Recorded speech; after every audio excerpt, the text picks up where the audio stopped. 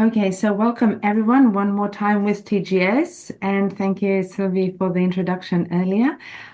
We're going to keep it quiet, sort of formal and informal, because the main goal today is to help you understand one specific thing, and that is an assessment tool that is very, very useful for any business person. And why do I say for any business person? Because not just business people, but also leaders and also entrepreneurs.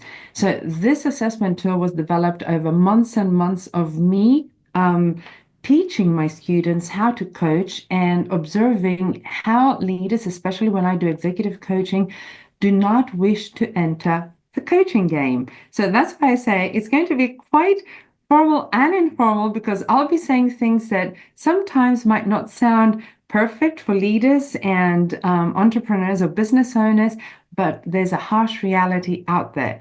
So also, just a heads up, I'll be sharing two videos with you guys today, and these two videos are more directed towards an audience that likes boxing a little bit. So heads up with the videos. All right. Now I'll be sharing my screen. If something happens, if I just happen to log off for some accidental reason, or if the tech fails me, I'm just gonna make sure that I'll come back online as soon as possible. So just give me a thumbs up if you can see my wonderful screen for a presentation. I don't know if I have to do it like, full on as a presentation. I hope you can see it. I'm not sure because Canva has changed its features and not everything works in presentation mode. So let's give it a try. Let's give it a quick try. Okay, so what I'm going to present here, if something doesn't work, guys, just let me know. As I said, I like informality and even though I like, training and being very, very direct, I also like, keeping, the human aspect alive. So I prepared this priming framework for TGS. It's been, as I said, in the making for years and years now. Some of my students are already aware of this, but I have added. So what we're going to focus on today with the priming framework is talk about the trifecta of disaster, introduce you to the prime time performance assessment tool, how to use it, of course, and give you a glimpse and overview of the priming framework for leadership performance and competencies. And skills. We are focusing a lot on these. Why? Assessment happens for specific reasons, and I will explain them in the presentation. So I've been with TGS, I think, correct me if I'm wrong, Andrew, since 2021, right after COVID, one of the first live events in Greece it was. And we had some fantastic time after the training here. And then we did a few more trainings that were online. Now, I'm sure, like, coming for Greece, of course, I would start with a Greek myth about Pandora's box. And if somebody's not aware of it, it's not a tissue box, it's not any other box. It's actually from Pandora in the past, and the myth goes that the god, I think it was Zeus or Poseidon, that gave her the box, and they told her, like, to, as a gift, take good care of it and do not open it. And I'm using it as a metaphor for reflection. People do not like reflection. No leader likes reflection. No leader who has an opinion about themselves. There's leaders and leaders, okay? So there are many leaders who do not like reflection. There are many business owners who do not like reflection. And there are also a lot of entrepreneurs who despise reflection. I've worked with entrepreneurs for so long, and I've seen them, they say, it's like, oh, I know best what my startup needs, or I know my business better than anyone else. So reflection is like Pandora's box. Actually, if you try to open it, that's when all your thoughts about the mistakes you've made come out first. And that's where you hate reflection. It takes up time, it takes up mental energy, and it takes and brings forth all those ugly thoughts about what you've been doing wrong. So we shut down Pandora's box, but all the evil has already come out. And that's why I use it as a metaphor. And when you see all those negative things coming out, you don't want to have any reflection anymore. So you don't engage with coaching and you don't engage with people who can actually help you with your business. Now, Forgive me if this sounds familiar and it resonates with many people who do not like reflection and don't engage with self-awareness, but the hard truth has to be told. So, as I explained, the Greek mythology, I've already explained this. This is why I'm asking, is reflection an accidental curse? Do we shut down the box and we don't want to listen to anyone else? So, experience has told me that yes, people do shut down that box, and we are left with a trifecta of disaster. There is a lack of time, which puts on us a lot of pressure, emotional distress, and this creates health issues. There is lack of self-awareness. Remember the Pandora's box. We always look at the other camel's hump and we have our own blind spots. And there is also lack of interest, which means there is a lot of ignorance and indifference. I've heard it so much by people who work in companies. I've heard it by so many employees. At the end of the day, the trifecta of disaster is indeed a disaster. For this reason, I'm introducing the Primetime Performance Assessment Tool, which is a quick and accurate assessment tool. We can give reports on one page. However, it does require some prep work and a solid foundation to make it work. And this is a solid foundation we're going to talk about today. And we will introduce a 10-minute coaching method. Now, I will explain why it's best to have this assessment tool and not executive coaching per se or business coaching. For the technical aspects, knowing what TGS does and what the members need, yes, you do need some business coaching from time to time, and this is what TGS is there for. However, for the rest of the things, how you operate as a leader, as a business owner, we are working with some soft skills, and I'm here for that. So, where I took the term prime time, and I want you to understand why you need to appreciate it, primarily because every individual, regardless of the roles and responsibilities, experiences what can be called their prime time. It is a phase in life when the energy and the creativity and the capabilities are at their peak. So with this assessment tool, we are going to discover our own personal prime time, and we're going to establish a habit of operating from that mode, which is as a leader, as a business owner, as an executive, as an entrepreneur at our best. That doesn't mean that we have to be nice people if some of us do not like being nice all the time. But at least can we operate from a good standpoint, from an operating mode that will help others around us. I'm not out for change, but what I need is an environment that is going to help ourselves not die from stress and pressure, and an environment that's going to help our staff, our employees.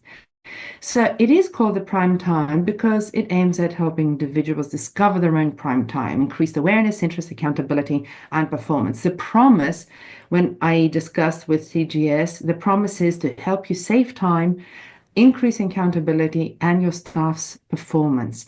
So this is what this tool is all about. Now, since it helps a business person, the lead and the employee spot the road prime time and perform at their best, it can also replace feedback. Now, have you heard of toxic positivity? I don't know if you have. I cannot see everybody on the screen, but I can see, for example, Ashling and Natalia and Andrew. It's like, have you heard of toxic positivity? No. Well, it's actually what we coaches try to offer to people, too much positivity. If you think positive, if you think it well, it's going to happen. But it doesn't happen that way. It's not like if somebody treats us badly, we're going to say, ignore them and things are going to be better because karma always comes back in various forms and shapes. No, we don't want that kind of positivity. We want to be able to have strength and stamina and perseverance, and we need to be able to interact with other people intentionally and not just via constant encouragement and motivation. Oh, keep going, everything will be fine, keep going, and everything will be fine. Businesses do not work like that. I don't want this toxic positivity. I want facts and I want results. So the assessment and how it works. So step one, very clear steps. You educate and you train yourself in the priming competencies as a leader, first and foremost, as a business owner, as an entrepreneur. Now, the level of difficulty to educate yourself, well, in fact, it depends on your own level of interest, your own levels of the trifecta, and your interest in actually doing something about it. So if your levels, like, you don't want to be self-aware, you don't want to, create some time for yourself, or, you're not interested in general in people, then educating yourself is going to be quite bad. But there's always hope. Step two, facilitate the training of your people in those same priming competencies. The level of difficulty is exactly the same as any business owner or leader. If the level of their trifecta is really, really high, which means ignorance, indifference, and zero time and everything, then it's going to be hard to train in those competencies, as with anything. After you've trained your people and hopefully they've understood how the priming competencies help them, we go to step three. You diminish the trifecta with a 10-minute coaching method. So you see, if you're patient and if you have perseverance, then no matter what the difficulty might be, then the level of difficulty, then there is still hope with a 10-minute coaching method. And how does this happen? It happens if you remove the potential traps and blockers. So the answer is pretty simple and straightforward. People do not want to change. It's difficult to change one's behavior. Why? Because 90% of our behavior is driven by unconscious processes, and we do not want to burden our brains because there's a lot of mental energy required to say, hey, is that how I behave? Oh, let me change it because it's not facilitating things. It's not helping our peers. It's not helping the business. We don't do that. It takes up a lot of brain capacity, and we need to save it for our brain attic. But that's another story. So this is why the Pandora's box doesn't open all the way to the end for the good things to come out. Because the bad things come out first, too much mental energy, we shut down the box, no reflection. Simple and straightforward. Another reason why we do not want to change is because we are products of our environment. We tend to follow the most pleasant, of consequences that come immediately. Okay, we want to eat the nice hamburger. We don't want to eat the hamburger with tofu inside it. So, despite our logic saying that, better, more and better will come in the long run, we have a tendency towards instant gratification. And this is what Jack Nicholson says about our environment. We have to be really, really sure about environment and how it works. So right now I'm going to share a very quick video with you because he says it well. And if you know, whoever knows it, let me know if you know the video, which film it comes from. Let's see. Okay, video file. Let's see.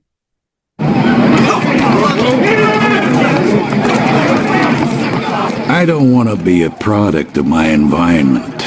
I want my environment to be a product of me.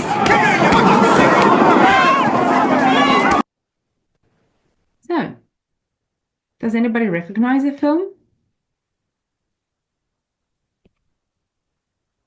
Somebody? No? Well, I'm sure one of my students knows it. One of my past students is now a coach because I've been showing it.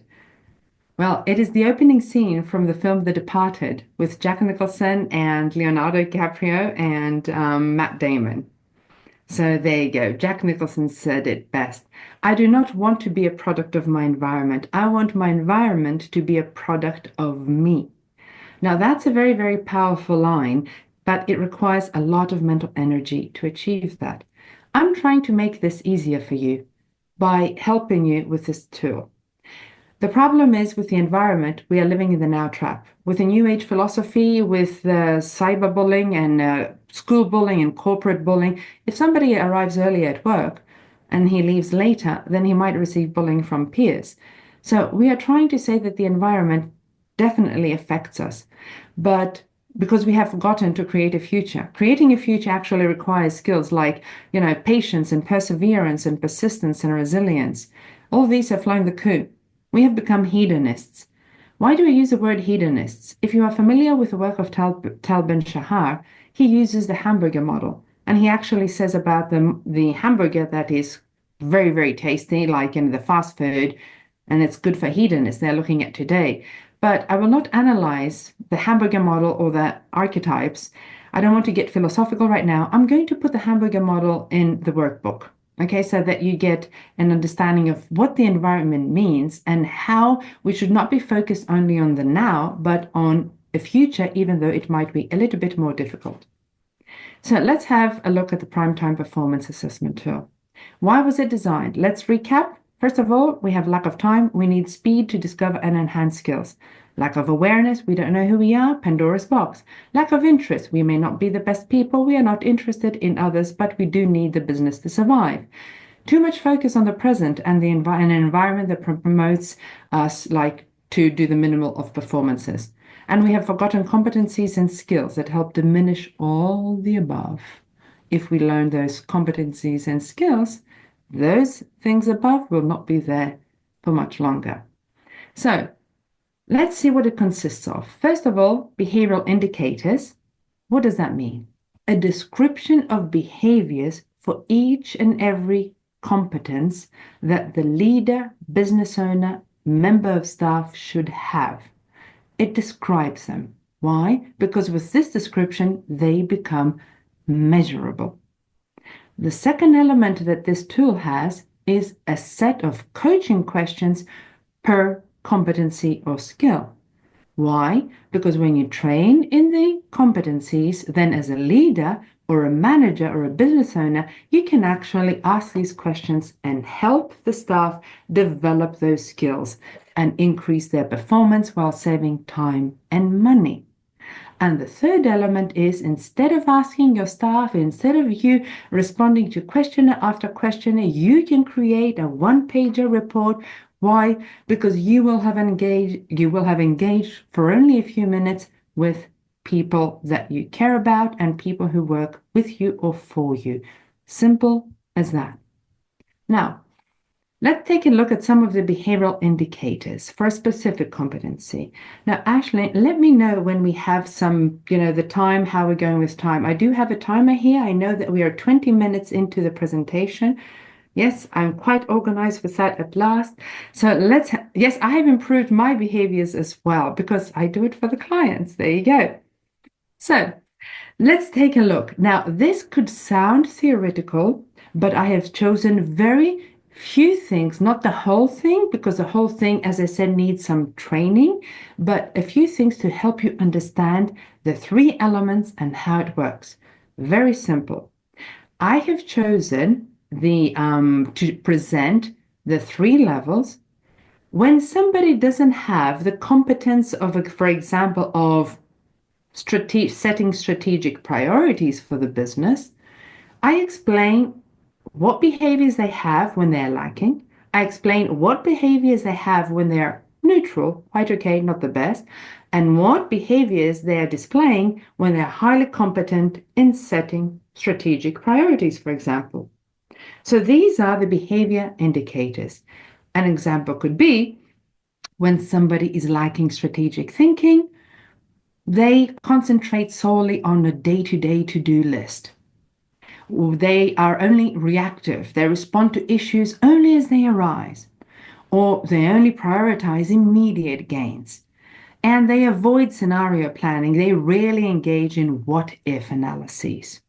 So if you see that a member of your staff has these behaviors, immediately tick off from the checklist of the priming framework, this person lacks strategic thinking. As simple as that. And maybe I should add a few coaching questions on this. If the person is neutral in strategic thinking, they will set quarterly or annual goals, but they do not do it consistently. They might have limited resource allocation based on immediate operational goals and with not so much strategic prioritization. They might be inconsistent in environmental scanning to check the market trends. They don't do it consistently, and they might have selective strategic application only during major projects. So having said that, it might be interesting to say once again, this person ticks these boxes, so they're not very good with strategic thinking. Let's coach them on that. the person who has great competence might display these behaviors. They regularly communicate a clear and compelling multi-year goal, all right, that links to daily work, all the daily work to that vision. They will have proactive scenario planning using the what if question. They ensure team objectives with KPIs, and they have innovation leadership there in their pocket while integrating strategic foresight and the rest of the descriptor. So this person does not need coaching in that. So you don't need to engage with them on this level because they might be lacking in other competencies, but definitely not in this. So this is an example of how I have created the 3 levels for executive coaching. The 3 levels to help business owners, to help executives work with their staff quickly, clearly, and measurably. Now, the question is, Pam, you are talking about TGS right now. Can these behaviors be modified according to specific environments? The answer is, of course. Of course, we can do that. It's just going to add a little bit of extra time, for example, with Andrew or Sylvie, and that means they're going to give me a little bit of necessary data to create additional behaviors. Now, that may or may not happen. These behaviors are there to cover a variety of industries, so to speak. Now, in this worksheet that you're going to be receiving, because I've designed a worksheet for the people attending this webinar and for the TGS members, but it's specifically for these 4, for example, skills. There are 24 skills. I've chosen 4 just for the sake of the demonstration today. Exploration, perspective taking, logical inference, inductive reasoning, in fact, and strategic thinking. So I gave you the behaviors that a person who's not good, neutral, or really good with strategic thinking. What's the next step? Remember, the next step is coaching questions. How do we, help a person develop a skill? First of all, the entire framework gives you a summary describing the competence. So now for the competence of exploration, it gives you an understanding. What does the competence of exploration mean? It means cultivating a questioning mindset, using effective coaching teams to surface assumptions, iterate on ideas. Powerful open-ended questions that a leader must direct to the staff will stimulate curiosity. Curiosity is a core element of exploration. So you can embed these questions into regular dialogue, and this will accelerate knowledge seeking, and it will normalize risk-taking within safe learning environments. So this is a summary of what the competence of exploration is. Who is good with exploration among these participants that I'm talking to? Maybe you have considered exploration as a competence, maybe you haven't, but it is an important competence that staff, leaders, everybody needs to have. Now, this set of 10 to 15 questions per competence has an explanation for each question. So the leader or the staff member or a manager doesn't need to worry about, why am I asking this question? There's an explanation. So is it a good question? When should I use it? What is its purpose? I've got you covered. The answers are in there. For example, a few coaching questions to foster exploration. The leader or the business owner will ask the team, what assumptions are we making and how might we test them? And this encourages the team to identify hidden beliefs and design small experiments to validate these assumptions. Or another question would be, which small experiments could we run this week to learn more? And this translates curiosity into actionable pilots, fostering rapid iteration. Because we don't want a business owner who is stuck there with his ideas and saying, no, it cannot be done. And that's why I emphasized at the beginning that step 1 is to train the business owner or the leader in these competencies first. And that's when they can actually use these coaching questions with their team, either on a one-to-one basis or during team meetings. What have you learned from past failures? This frames setbacks as data, promoting anti-fragile mindsets. Anti-fragile and fragility is another competence that we need to develop. So this is an example of the coaching questions that anyone can ask that helps develop, enhance, build the competency of exploration. So that was element 2. Now, I've added some questions as an example for inductive reasoning. How do we enhance inductive reasoning?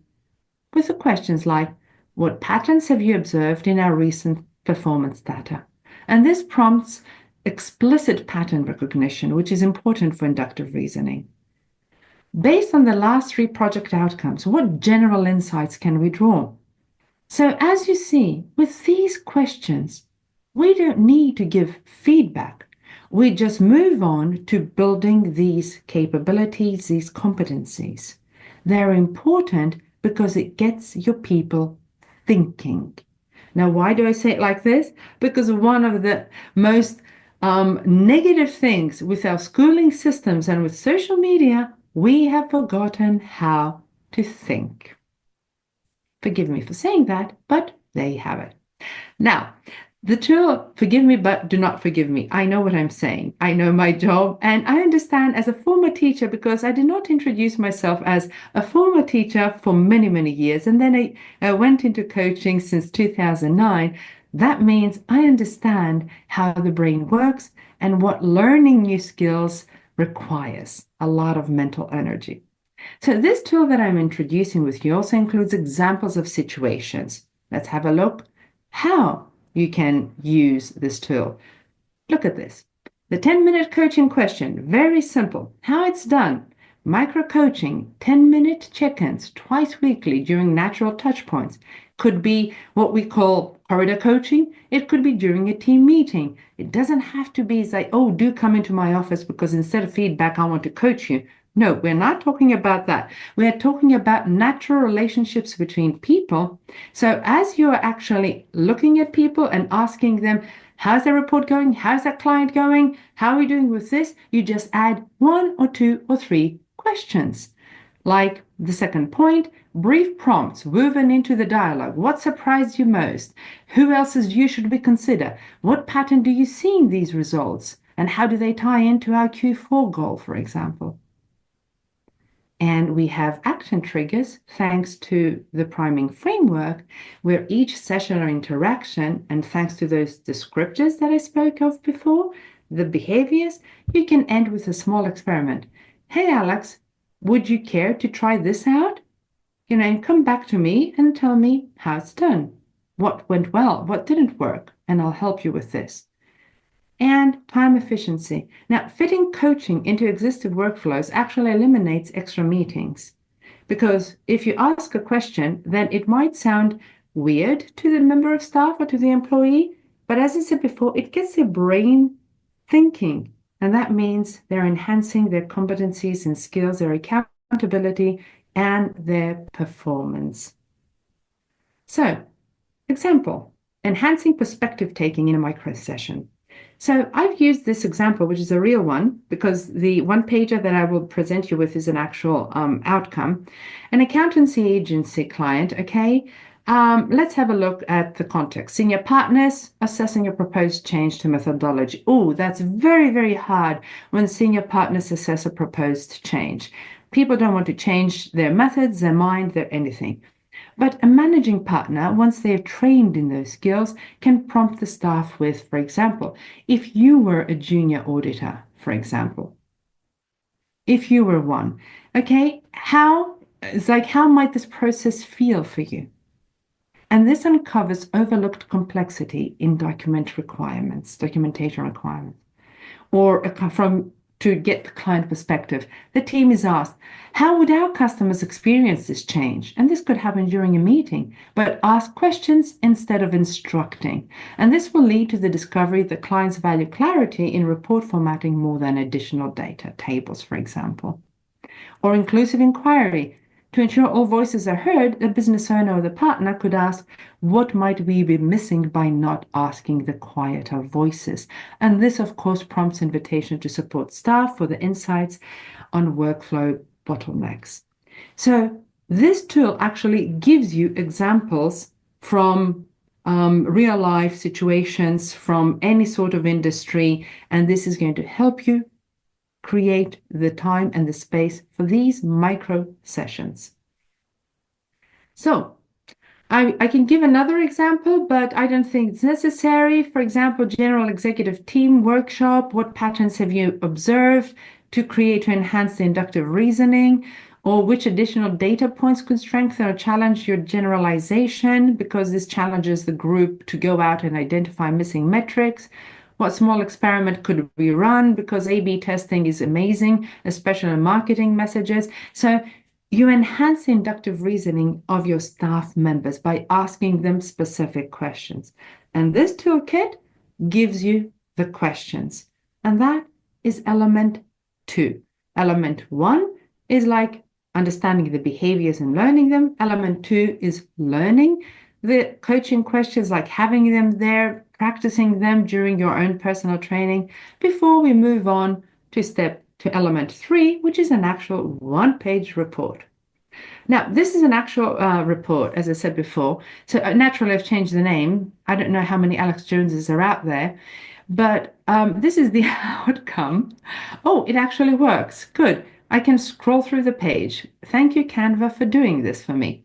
Now, you do have to mention, the date, how long, 10-minute micro coaching sessions over the past 2 months. The leader was trained in the competencies and skills. The purpose is to help accelerate Alex's development in 4 key areas.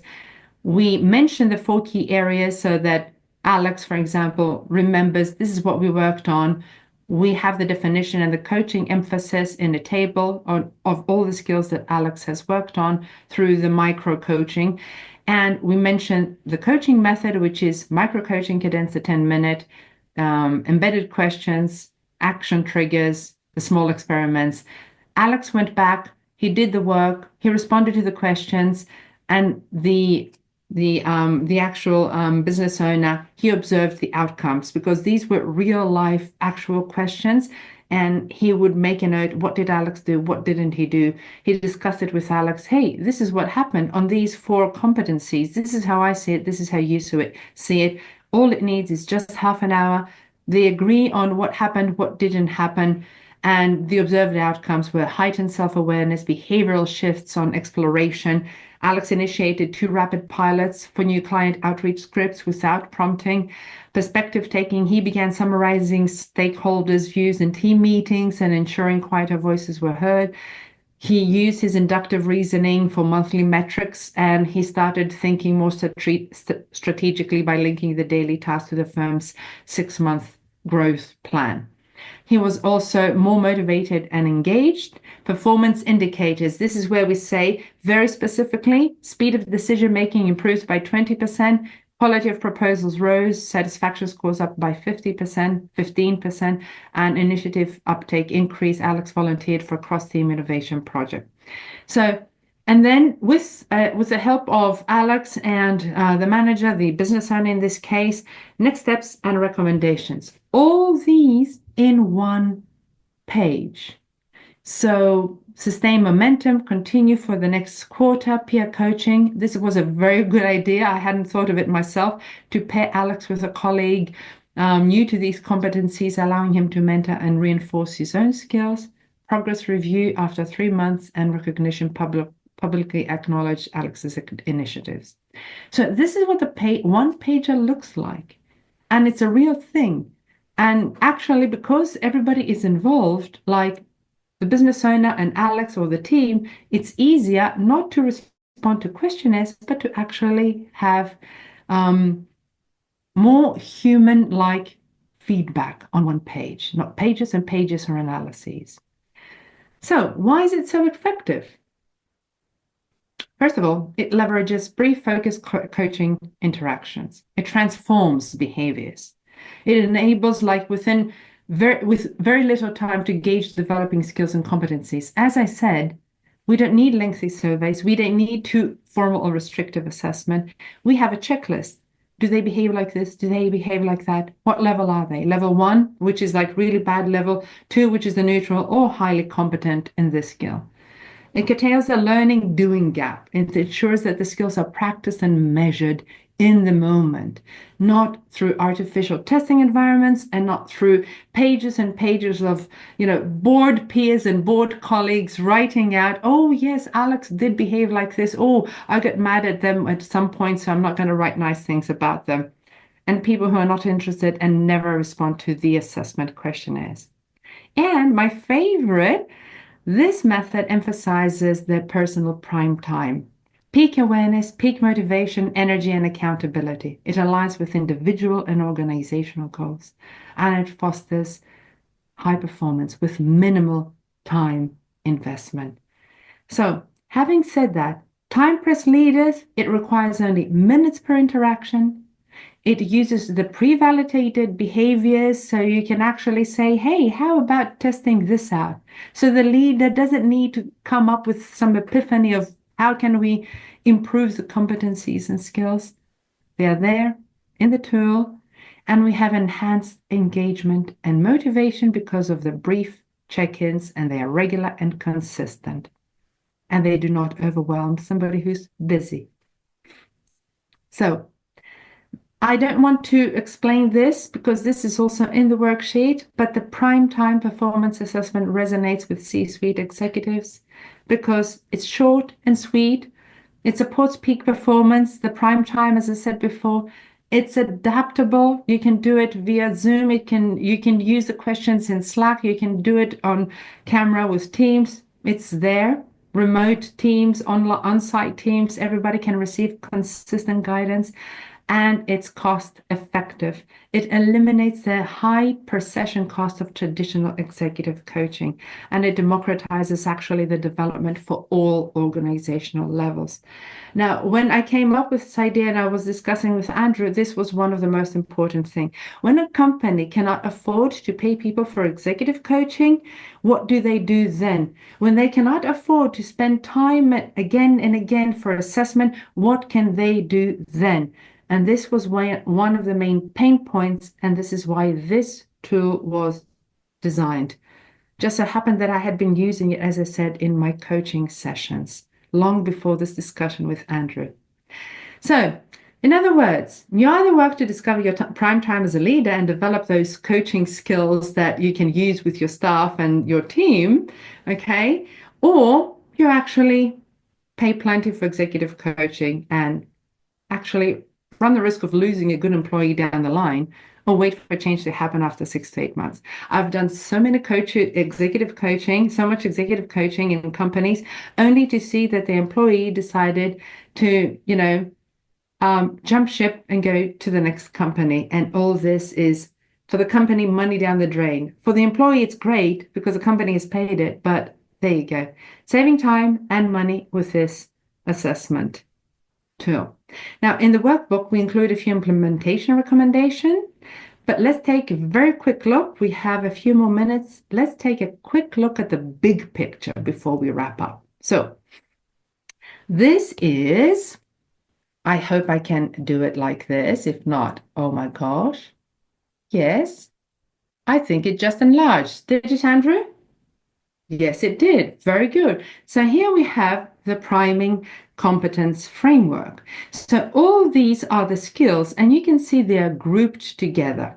So the nice pastel post-it stickers on the side, on the left side, explain that the first two rows, the first, group of competencies and skills, offer new knowledge. They help us understand others and abstract situations, and they are foundational cognitive and affective skills. So these are the first skills you need to learn. So they are graded they're placed here on this table on the framework according to how life happens. So from an early age, as teenagers, as we grow up, and as I said, these are the forgotten skills and we need them. So these include interpersonal skills like communication, negotiation, or influence. And this bridges the understanding to engaging with others. Now imagine how many business owners do not have negotiation or influence skills. That's not nice because that means they can't help people understand one another. logical inference skills, critical reasoning, decision making, self-control, timeliness. So all these together, resourcefulness, adaptability, resilience, anti-fragility as skills, which are mindset skills, and then the higher order competencies, systems thinking, strategic thinking skills and competencies, strategic priorities, how do we set them? And my favorite, processing complex relational patterns. You don't have to be a mathematician to do that. But if you're a leader, business owner, you definitely need to process complex relational patterns, even if you don't have time, even if you don't care, even if you're not aware whether you're doing it or not. This is definitely one of the most useful skills ever. So now you've looked at the skills. Which character, fictional character, Andrew, you might like this, but you already know it. Which character do these competencies and skills remind you of? Now, I would really like somebody to tell me these are thinking and deciding and acting in a strategic and timely fashion. So, which character, before I play the video and we wrap things up?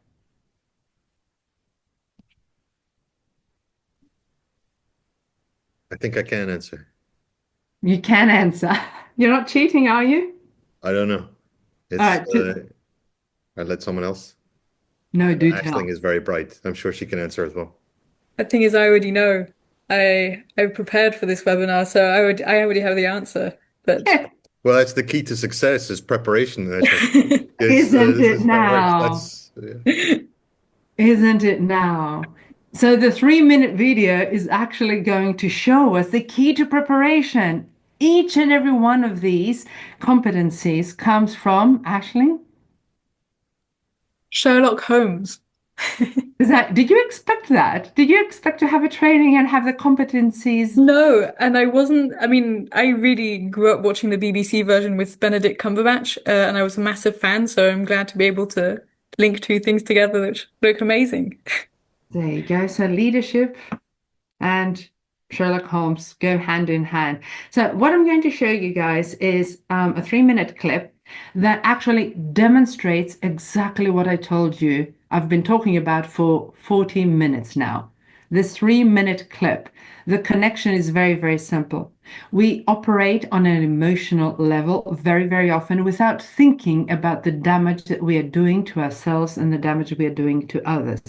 However, if we do not register things on an emotional level, but we use almost all of the competencies in the priming framework, hence priming framework, okay, that's when we can actually strategically decide what we're going to do in a split second, like within a fraction of the usual time, and with the most effectiveness and efficiency. Let's enjoy the clip. If you do not like boxing, just turn off the camera so you don't watch the clip. Just listen to the sound, okay, because it's kind of brutal, so to speak. But there you go. There you have it. I usually do those things. Not everybody likes it, but I've had plenty enjoy it. Now, so let's find the video. And here we go.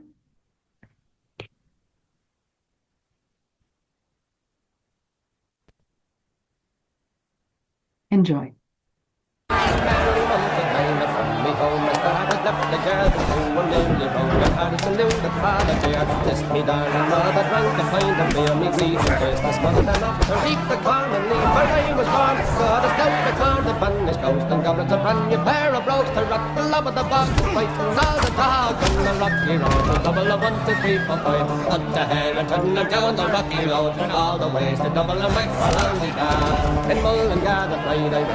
So weary start the way they late next morning, legendary cut the drop of the and that's the body's cure when there is a fight. When they hear the lassie smile, laughing all the while, at me curious to protect your heart. But they asked me was I hired and wages I required till I was all retired. On the rocky road to double and 1, 2, 3, 4, 5. Hunt the hair and turn them down the rocky road all the way to double and make Balaliga.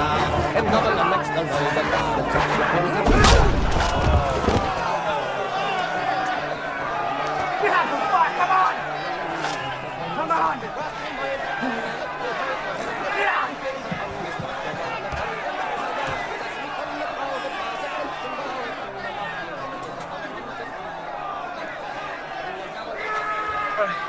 That's it, big man. We're done. You won. Congratulations. Oi, we ain't done yet. This mustn't register on an emotional level. First, distract target.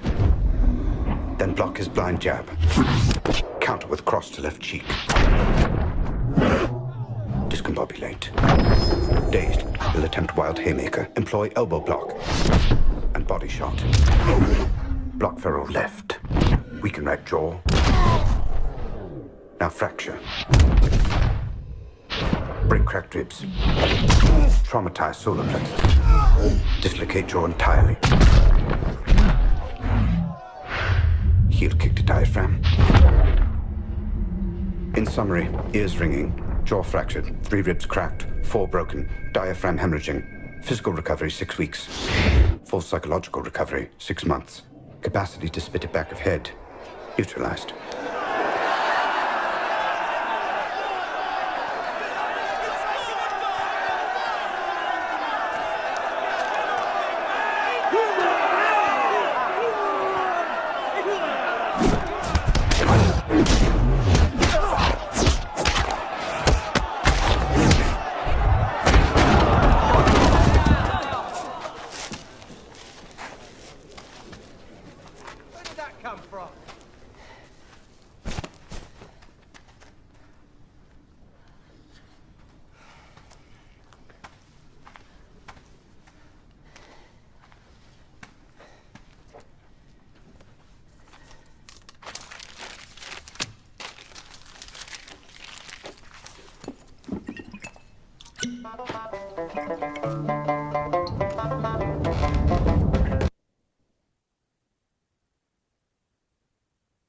So I'm going to leave you with the question, where did that come from?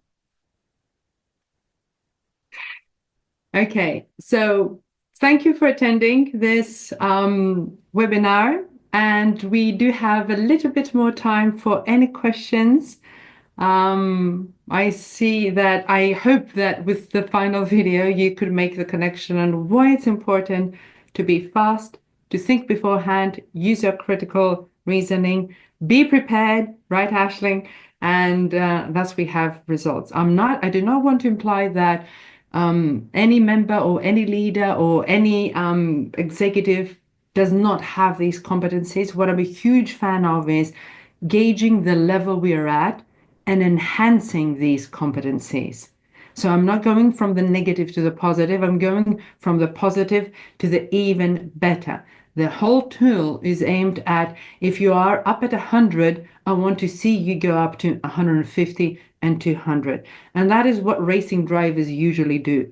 They all employ these competencies and these skills. And when they are up at 100, they know why they're good and how they can perform in a fast car. When their life is on the line and at stake, they always push themselves. This is what I'm asking of everybody. Know how to push yourself from 100 to go to 150. So with that, do we have any questions? Or what did you think of it? If you don't have any questions, just give me your, your point of view, your perspective.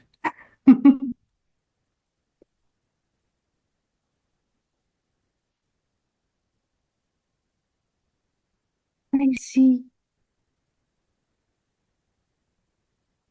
Maybe I just want to thank you a lot, Pamela, because I found it without being prepared at all, but I found it very useful, very to the point, very relevant to our business, because we are about people, and actually making our people even better.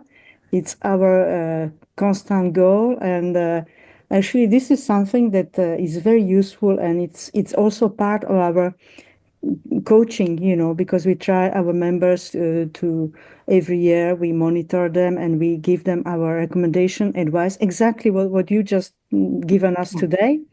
And really the part of human resources and training of team, and this is actually one of the key dimensions, that we advise our members. So it's really relevant. So I I hope we can share exactly what you presented to us, and of course the video that even accelerates, the message that you want to pass to us. But exactly what we want to do. We are doing, and we want to make it better. So.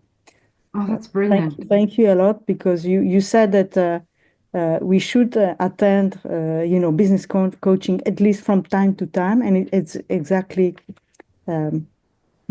why I attended today. But I think it's very useful. That's It's very very good. useful. I'm really glad. Plus, the workbook will also give everybody who attended and everybody who is going to watch this recording, they're going to have an actual booklet to see how does it work. It's like right there, and the guidelines on how to utilize it, how to learn, and it's going to be very, very clear for them on why this is very good. And hopefully, Andrew, I will send this booklet as soon as possible so you have it ready also for the conference, and that might be a good idea, to share with them how to do it. Okay. Plus, for social media, I will prepare some pages and slides for you. So you won't have to do, Ashling won't have to do anything. And Natalie as well, I think. So girls, we are going to work in collaboration just to show the value of, what was designed. Yes. I would like also to thank you for the presentation. It was very interesting. The whole program seems very interesting, and thank you very much. Thank you so much for attending, Than. Thank you so much, really, for real. It was good to see you. All right. So if we don't have any questions, Ashling, Andrew. Lots to think about. Thank you, Pamela. That's great. I think the team are ready to go from 150 to 210. Oh, wow. You upped the ante, Andrew. You upped the ante from 150 to 210. Okay, let's make it happen. Okay, so I'm wishing you best of luck with everything, especially at the conference. I'll be available, whatever you need, especially with this tool. We'll be in touch. And thanks once again for attending. So we shall be in touch. Thank you Bye so for much. now. Thank you. you. Thank you a lot. Bye. Have a nice day. Thank you. Thank you very much.